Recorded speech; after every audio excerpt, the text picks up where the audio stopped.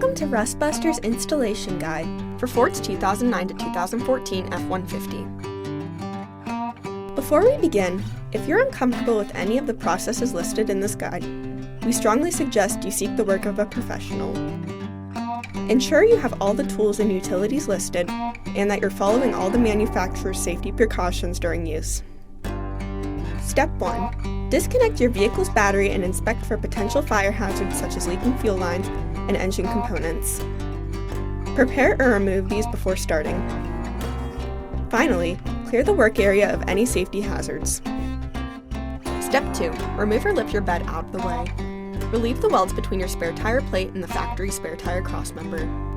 Then, cut off the factory spare tire crossmember. You may need to cut your crossmember into thirds to make it easier to remove. Step 3. After removing your crossmember, you will need to remove a small amount of material around the perimeter of the hole you created when cutting out the factory crossmember. This will allow your replacement crossmember to slide into place. Do this on both sides of your frame rail. Step 4.